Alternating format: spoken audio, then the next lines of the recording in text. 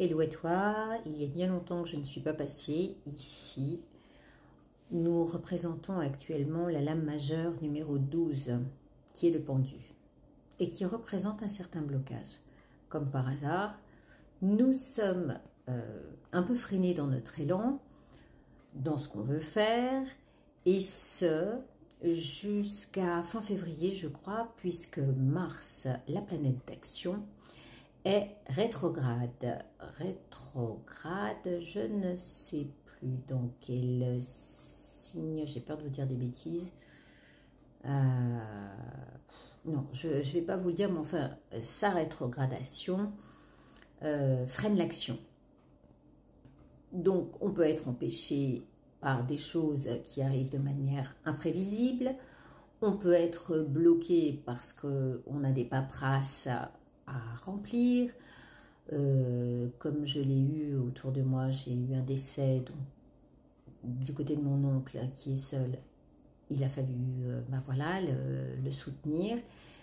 La période des fêtes qui a présenté son lot de désagréments en ce qui concerne les gastro, les grippes. Bref, tout ça s'enchaînant, il est évident qu'on ne peut pas être à l'heure lorsqu'on a quelque chose à vous présenter.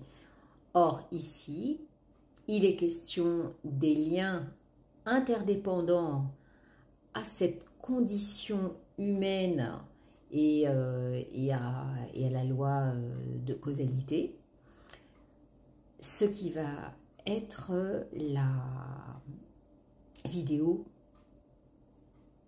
référente aux liens interdépendants, c'est-à-dire les 3, 4, 5 qui vont suivre et que je vous présente.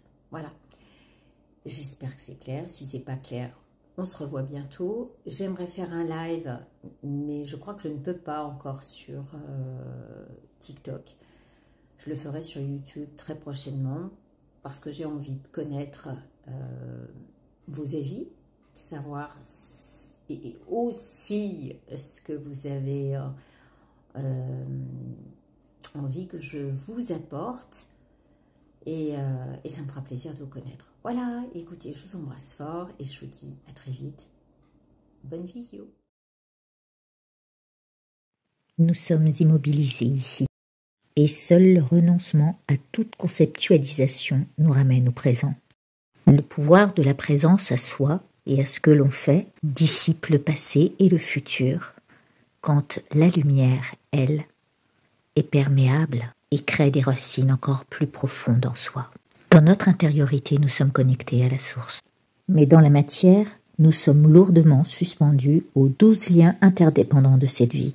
L'on s'y est engagé sans même savoir décrypter, ni même voir les autres lignes intemporelles auxquelles on est cependant connecté. Ce sont des lianes invisibles qui nous hissent vers plus de discernement, si l'on se laisse absorber par le simple spectacle des machinations de l'esprit. Alors nous comprenons que nous sommes tenus par le mental et que tous nos connecteurs sont à l'affût du moindre mouvement, de la moindre énergie. Seul le cœur-esprit sait trouver sa juste place en la lumière-vérité.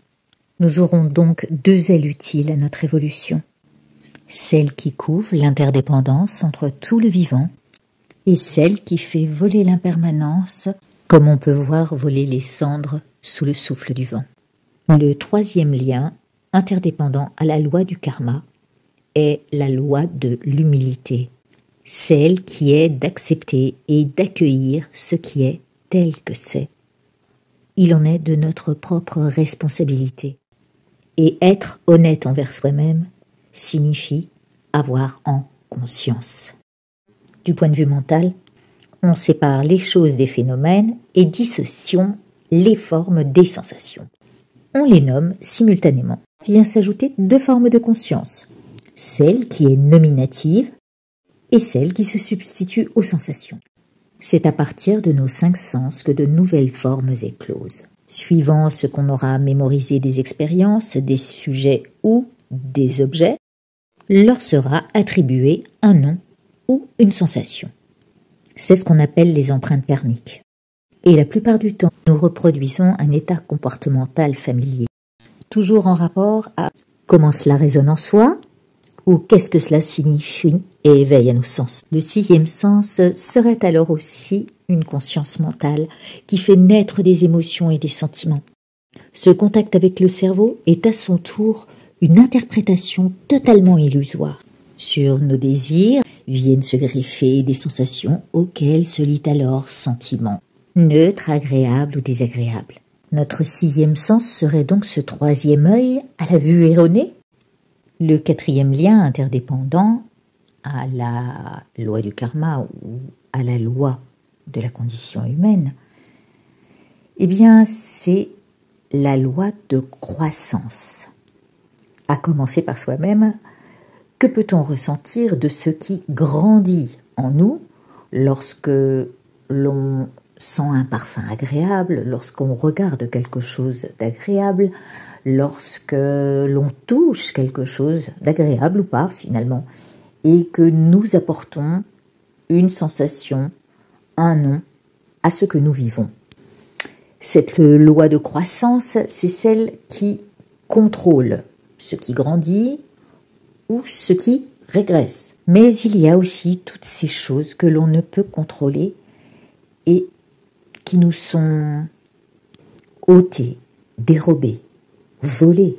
Telle une fatalité, nous ne pouvons rien y faire. Le mieux serait de ne pas rechercher un résultat, ni chercher à avoir le contrôle sur quoi que ce soit. Et le processus réside en le travail sur soi. Si nous savons que l'intuition est ce troisième œil à la vue erronée, cela veut dire que si nous nous laissons prendre par nos sentiments et toutes nos émotions, cela va obstruer notre vue. Car en nommant directement les choses et en dissociant les formes de leur contenu, en dissociant les noms de leur contenant, on détache la forme du fond. On sépare le récipient de son contenu. Et je vais même vous donner un exemple. Le corps reste un corps, même s'il lui manque une partie, que ce soit un bras ou une jambe ou une main. Il reste un corps, indissociable par son nom.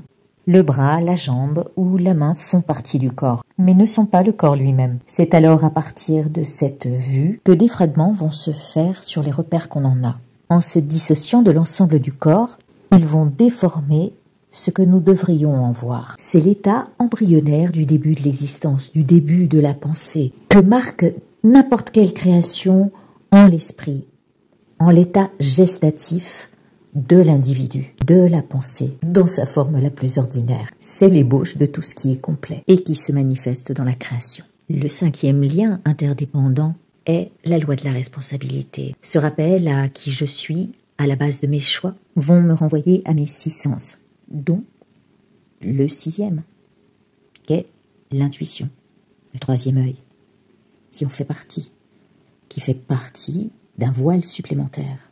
Cette intuition, ce voile supplémentaire, est particulièrement lié au phénomène de la préoccupation de soi, basé sur le devenir de ses ressentis.